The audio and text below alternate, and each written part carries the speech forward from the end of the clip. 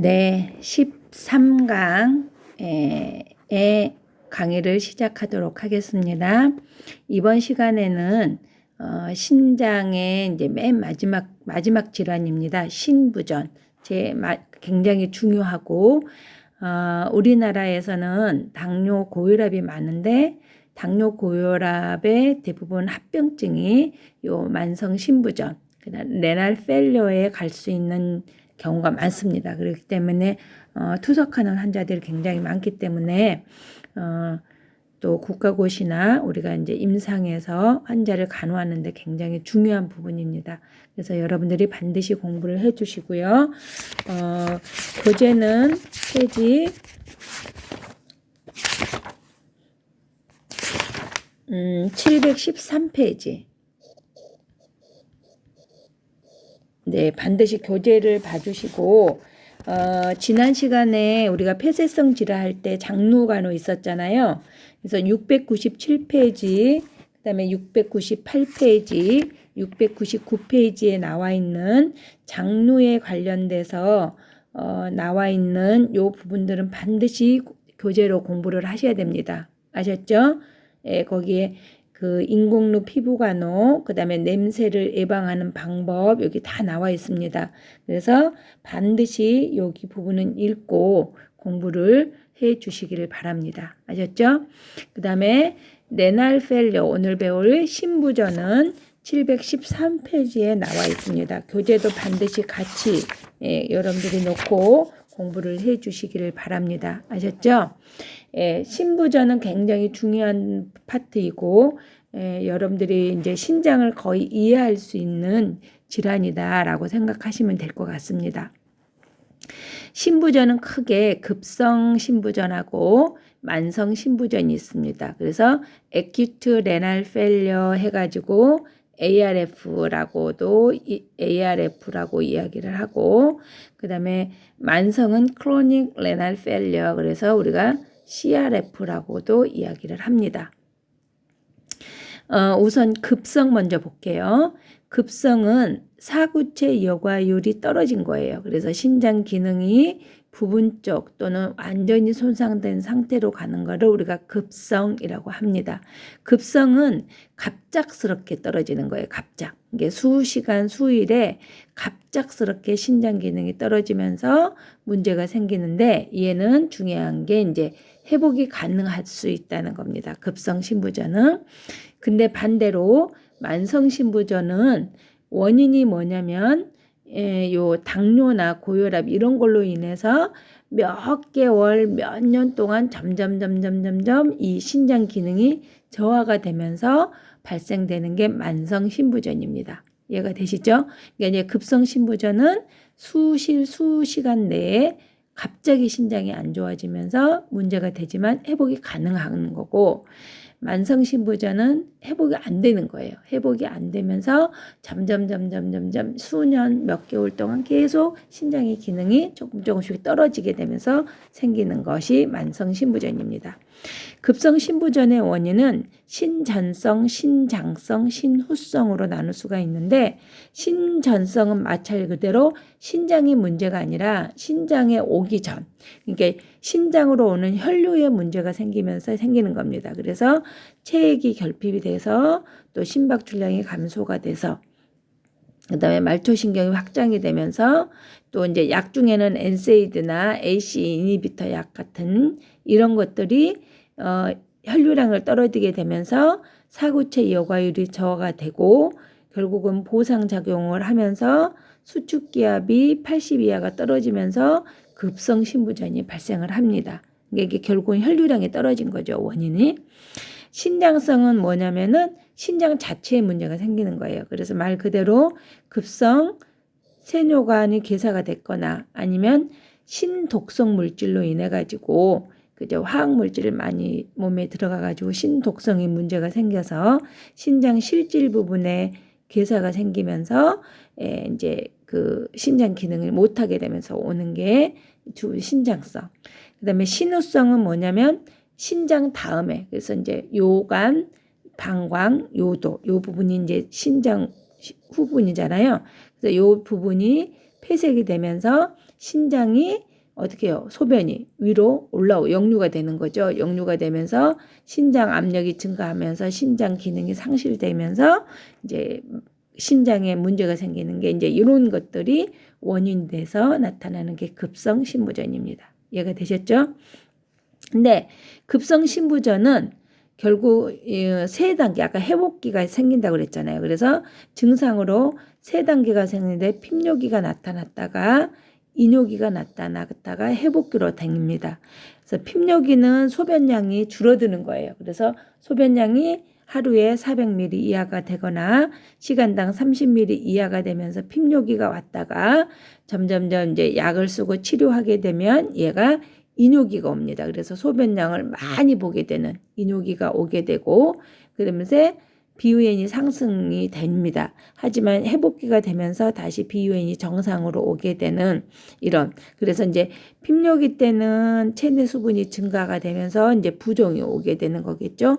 그 다음에 이뇨기 때는 물이 많이 빠져나가면서 나트륨이 같이 빠져나가니까 저나트륨 혈증이 발생을 할 수가 있습니다. 이해가 되셨죠? 근데 결국은 만약 급성 신부전도 치료를 안 하게 되면 뭘로 가겠어요? 그죠? 만성 신부전으로 가겠죠. 근데 또 만성 신부전의 원인은 대부분 아까 말씀드린 것처럼 뭐하고 뭐가 원인이 될 수 있어요? 그렇죠? 요게예요. 요거. 얘가 중요합니다. 당뇨나 고혈압이 원인이 됩니다. 만성 신부전이. 그래서 당뇨나 고혈압이 문제가 되면서 혈관에 문제를 일으켜서 그래가지고 이 사구체 그 이외에도 사구체 질환이나 다낭성 신장, 그죠? 말씀드렸죠. 유전병으로 생기는 독성 물질 이런 걸로 인해서 결국은 사구체에 뭐가 생기는 거예요? 경화가 생기는 거예요. 딱딱하게 굳어버리는 겁니다. 그러면서 이제 사구체의 기능이 점점 떨어지게 되면서 이제 CRF 만성 신부전이 발생을 하는 겁니다.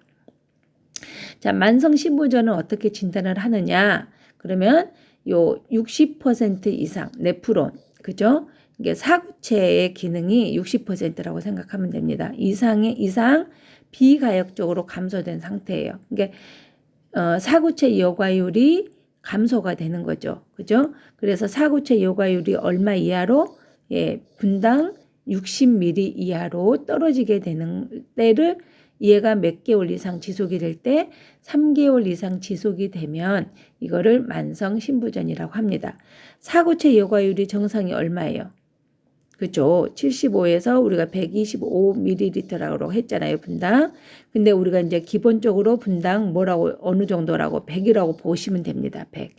분당 100이 정상이라고 보시면 60ml이면은 기능이 몇 %만 남아있는 거예요? 그죠? 60%만 남아있는 거예요.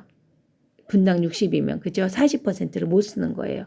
그래서 1에서 5단계까지가 우리가 나누고 있는데 1단계는 이제 단백뇨가 조금씩 나오는 단계고 2단계가 신장 기능이 60에서 90이에요. 90% 감소한 거.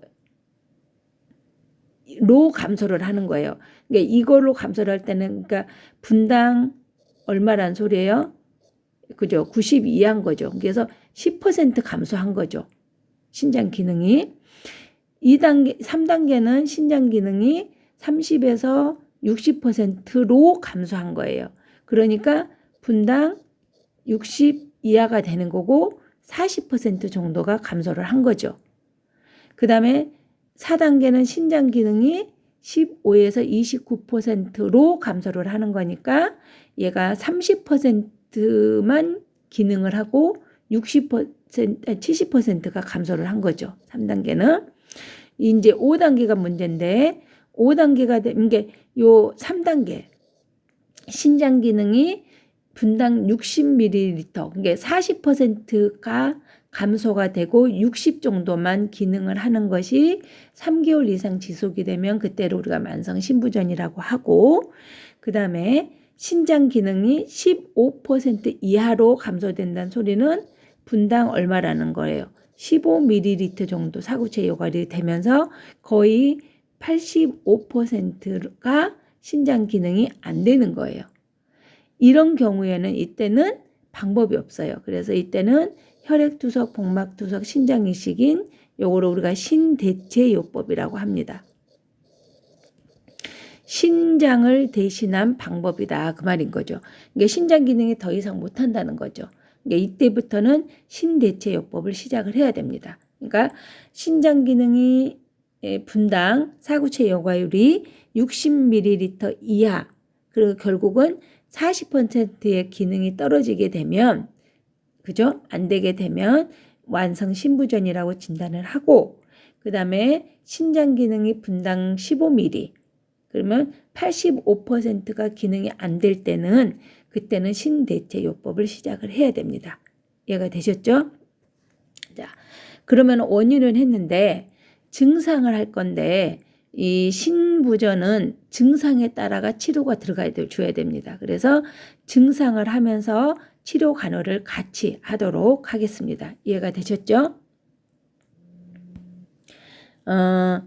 먼저 증상은 신장의 기능들이 다 안 되는 거예요. 그죠? 신장 기능은 다 우리가 알고 있죠? 그 기능들이 안 되는 거라고 생각하면 첫 번째는 수분전해질의 균형을 유지시킨다고 그랬는데 수분전해질의 균형이 안 되니까 이 뭐가 생기는 거예요? 불균형이 발생을 하는 거예요. 먼저 수분 정체가 생기죠. 그죠? 뭐 때문에 생겨요? 수분 정체가? 그쵸? 알부민이 빠지고 단백질이 빠지고 그러면서 어떻게 해요? 모세혈관 투과성이 감소한다 그랬죠. 그래서 모세혈관 투과성이 감소하면서 결국은 교질 삼투압의 문제가 생기게 되면서 수분이 빠져나가지를 못합니다. 요거는 다 설명드렸죠. 예, 그래서 수분이 결국은 교질 삼투압, 알부민이 빠져나가게 되면서 저알부민 혈증이 생기면서 교질 삼투압이 떨어지게 되는 거죠. 교질 삼투압은 아까 뭐라 그랬어요? 혈관에서 강의 시간에 말씀드렸습니다. 세포 내에 있는 거를 혈관으로 수분을 당겨서 밖으로 배출시키는데 이게 밖으로 배출을 못 시키잖아. 만성시분전이 발생하면 소변을 못 봅니다. 예, 그래서 거의 소변이 안 나온다고 생각하시면 돼요. 그러면은 수분이 안 빠져나가니까 수분이 몸에 정체가 생기겠죠. 그래서 수분이 쌓이게 됩니다. 이해가 되시죠? 그러면 수분이 정체가 되니까 이뇨제를 써야죠. 그죠? 예, 근데 가장 문제가 칼륨 스페어링, 그죠? 이뇨제를 쓰는 거는 금지를 해야 되는데 얘는 왜 그러냐면 좀 이따 배울 소변이 밖으로 빠져나가지 못하잖아요. 그러면은 전해질도 밖으로 빠져나가지를 못해요. 그러면서 전해질이 우리 몸에 쌓이게 됩니다. 예, 칼륨은 우리가 앞시간에 배웠던 거 고칼륨 혈증일 때는 심장에 무리를 주게 되잖아요. 그래서 심정지를 일으키기 때문에 칼륨 스페어링 약제, 알닥톤 약이 있었죠. 이 약은 이뇨제로 쓰지 않고 대부분 라식스를 많이 씁니다. 이해가 되셨죠? 그래서 라식스를 쓰면 되고요. 근데 문제가 이뇨제를 써도 신장 기능이 떨어지기 때문에 수분이 빠져요? 안 빠져요? 예, 안 빠져요. 이해가 되시죠? 그러다 보니까 혈압이 올라가요, 계속. 그래서 항고혈압제를 투여를 해줘야 되고, 그 다음에 수분이 이뇨제를 쓰더라도 많이 빠지지를 못하는 거죠. 이뇨제 효과가 떨어집니다. 왜? 신장 기능이 다 망가져가지고 소변을 배출을 못하니까. 그래서 결국은 뭐를 해야 돼요? 예, 수분을 제한시켜야 됩니다. 그래서 하루에 이 환자가 자기가 100ml 정도 본다. 그럼 100ml 플러스 500ml 정도, 그래서 600ml 정도만 수분을 섭취하도록 해줘야 됩니다. 그래서 대부분 만성 신부전 환자들은 핍로기를 걷기 때문에 하루에 300, 400, 많이 보면 3, 400, 적게 보면 100ml 이하를 봅니다. 예, 그래서 수분을 굉장히 많이 제한을 해야 되는 거죠. 그래서 물 먹는 거, 물 한 컵 먹으면 안 됩니다. 그래서 굉장히 조심해야 되고, 그러다 보니까 아이오 체크를 해야 되고, 결국은 몸에 쌓이는 수분을 빼는 방법이 없어요. 이뇨제를 써도 빼지지가 않기 때문에 결국은 뭐를 해야 돼요? 예, 투석을 해야 됩니다. 이해가 되셨죠? 자, 두 번째는 전해질의 불균형이 발생을 합니다. 초기에는 저나트륨 혈증이 발생할 수 있는데 결국은 전해질을 밖으로 빼지 못하기 때문에 나트륨이 빠져나가지 못해요. 그래서 고나트륨 혈증이 생깁니다. 그래서 고나트륨 혈증은 수분 정체를 더 심화시키고 결국은 고혈압이나 심부전이나 이런 것들을 일으키게 됩니다. 그러면은 고나트륨 혈증이나 저나트륨 혈증, 초반에는 저나트륨 혈증이 생기니까 근데 이제 고나트륨 혈증이 더 많습니다. 그래서 전해질 검사를 반드시 해야 되고 만약에 나트륨이 부족하면 나트륨을 주면 되고 그다음에 나트륨이 많으면 나트륨을 빼는 이뇨제를 쓰게 됩니다. 그죠? 근데 방금 말씀드린 것처럼 이뇨제를 쓰면 나트륨이 빠질 수 있죠. 수분이랑 나트륨이 같이 거의 많이 이뇨제나 루프 이뇨제나 그다음에 시아자이드 계통의 약은 나트륨을 밖으로 많이 빼니까. 하지만 방금 좀 전에 말씀드린 것처럼 이뇨제를 쓰더라도 소변이 이제 나오지가 않습니다. 이 CRF 환자 같은 경우는.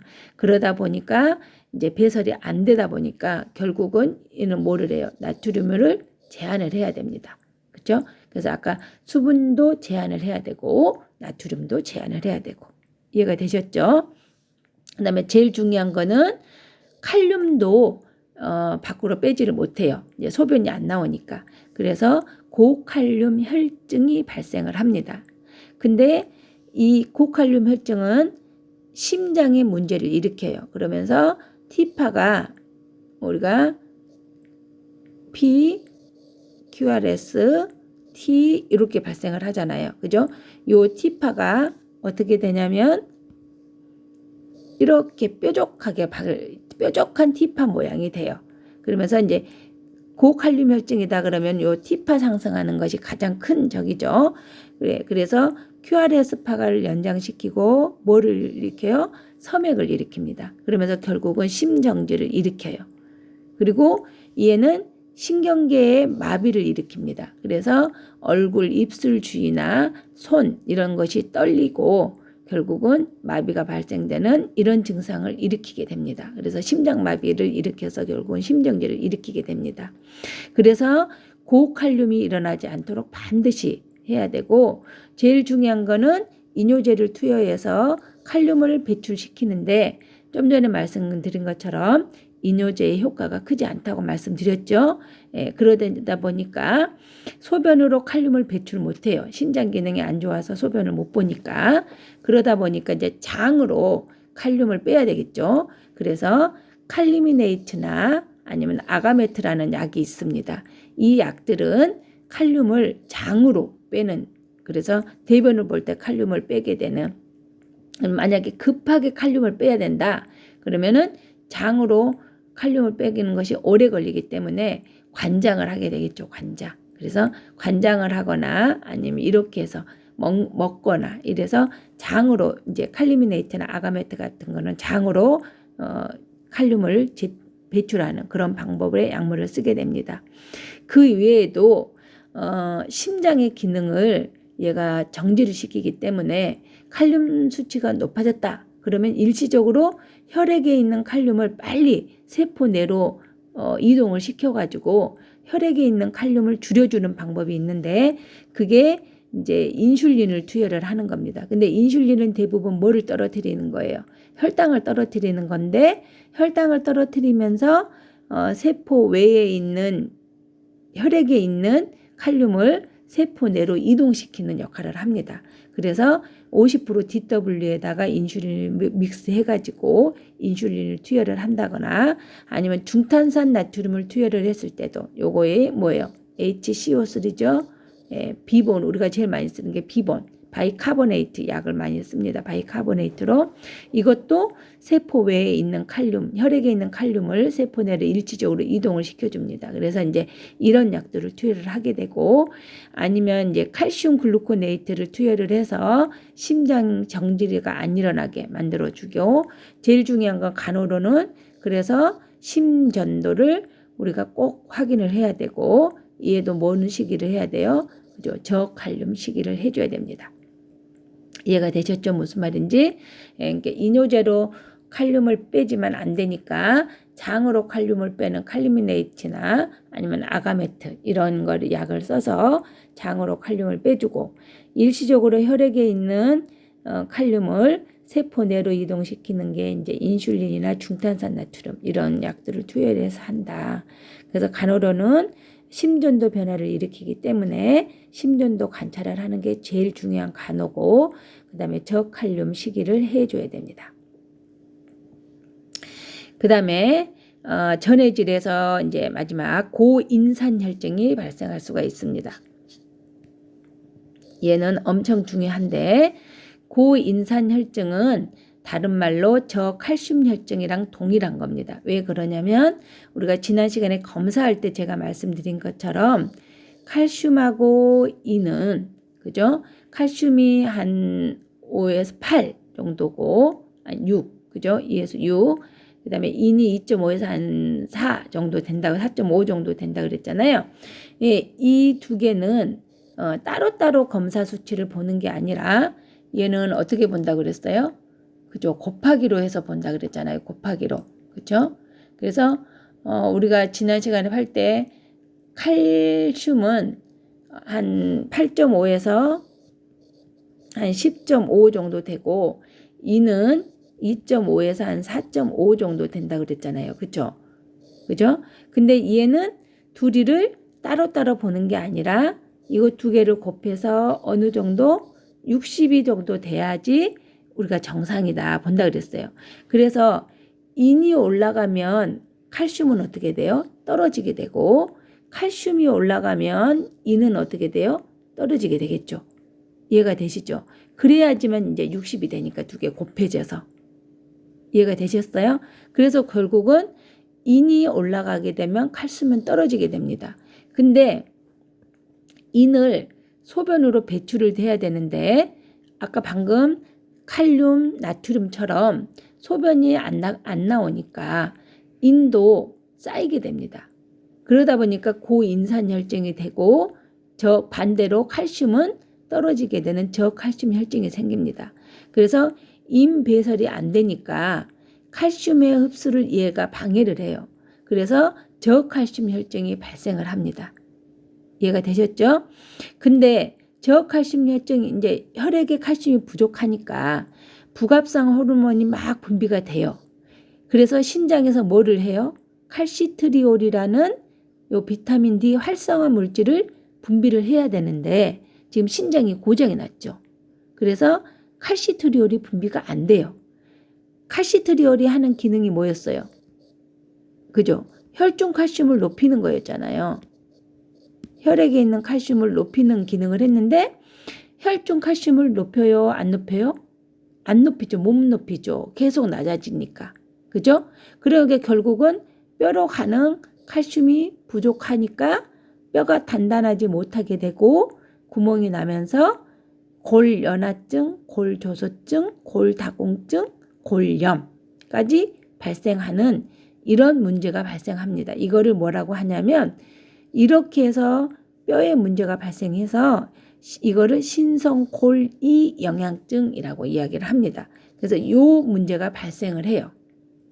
그래서 고인산혈증일 때는, 그래서 고인산혈증에 발생을 할 수 있기 때문에 고인산혈증은 약을 칼슘을 투여를 해주면 떨어지겠죠. 인이. 그죠? 그래서 칼슘을 투여를 하게 됩니다. 그 대신 잘못하면 칼슘 수치가 또 어떻게 돼요? 너무 올라갈 수 있겠죠. 그죠? 그래서 칼슘 수치를 증가시켜서 인을 저하시키기는 하지만 칼슘이 올라갈 수 있으니까 잘 봐야 되겠죠. 그 다음에 암포제르라는 약이 있는데, 얘는 인을 소변으로 배출을 못하니까 어디로? 장으로 배출시키는 약이에요.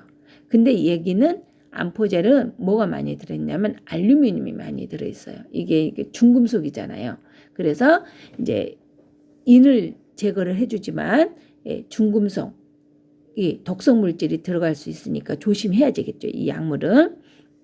그러다 보니까 칼슘을 주거나 암포제, 탄산칼슘을 투여하거나 암포제를 하는데, 이것들은 칼슘 수치를 올리거나 중금속을 올리거나 이런 문제를 발생시킬 수 있는데 요 레나겔이라는 약은 알루미늄과 칼슘을 포함하지 않아요. 그러면서 장으로 뭐를 빼요? 인을 제거시키는 약물이에요.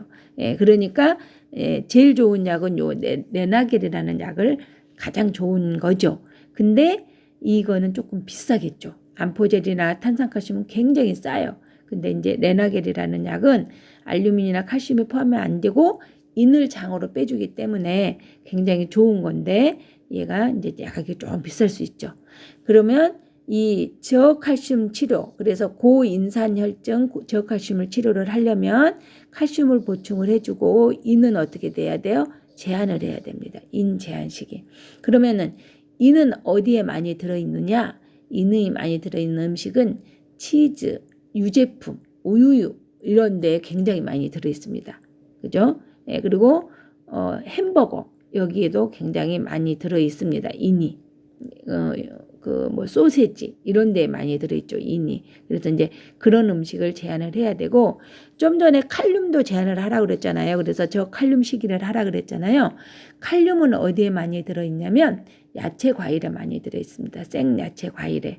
그래서 생야채 과일에 많이 들어있기 때문에 이런 것들을 조심해야 되겠죠. 그리고 결국은 수분 전해질의 불균형을 일으키게 되면서 아까 나트륨도 올라가게 되고 칼륨도 올라가게 되고 인도 올라가게 되고 수분도 많아지면서 부종이 생기고 이제 이런 문제가 생기는 게 됩니다. 그래서 결국은 아까 부종 생기니까 수분 제한해야 되고 그다음에 나트륨 올라가니까 나트륨 제한해야 되고 그다음에 칼륨 올라가니까 칼륨 제한해야 되고 인 올라가니까 인 제한해야 되고 그래서 결국은 모든 전해질을 많이 들어있는 것들은 제한을 해야 됩니다. 왜? 소변으로 나가지가 않기 때문에. 그래서 아까 나트륨은 짜지 않게끔 그래서 지난 시간에 이야기했죠. 하루에 요 한 줌 소금 찔끔 한 줌이 이분들이 먹을 수 있는 거예요. 그래서 이제 이 환자들은 대부분 나트륨은 아예 안 드시는 게 좋고요. 대부분 이제 향신료 이런 것들을 좀 넣어서 간을 맞추는 그렇게 해서 이제 음식을 먹는 게 좋고 그다음에 칼륨은 아까 어디에 많다고요? 그렇죠. 야채 과일에 많다고요. 이 칼륨은. 그래서 이제 생야채나 생과일 이런 것들은 먹지 않도록 해야 되고 되도록이면은 야채 과일은 굉장히 작은 정도만 조금만 먹도록 해야 됩니다. 그 다음에 인은 아까 어디에 치즈나 유제품 여기에 많다고 했죠. 그래서 이런 부분들을 제한을 해줘야 됩니다. 그래서 이제 불쌍하죠. 사실은 굉장히 안타깝고 이게 모든 음식들을 제한을 해야 되니까 그래서 여러분들이 물 많이 먹는 것만으로도 여러분들은 감사하게 생각을 하셔야 돼요. 뭔지 아시겠죠? 굉장히 중요하니까. 네, 그래서 여기까지 우리가 지금 뭐를 하고 있냐면 급성하고 만성 신부전이 생겼을 때 나타날 수 있는 증상별 치료 간호를 지금 하고 있습니다. 그래서 첫 번째 수분과 전해질의 불균형이 발생하면서 거기에 따른 문제, 증상이 뭐가 발생을 하고 거기에 따른 치료는 어떻게 해야 되느냐라는 거 있습니다. 그래서 나트륨일 때, 그 다음에 칼륨이 올라갈 때 쓰는 약, 그 다음에 인산이 올라갈 때 인이 올라갈 때 쓰는 약 이런 것들도 여러분들이 다 알아두셔야 됩니다. 뭔지 아시겠죠? 여기까지 해서 13강 1차 강의를 마치도록 하겠습니다. 꼭 반드시 공부하셔야 됩니다. 바로 이어서 2차 강의를 하도록 하겠습니다.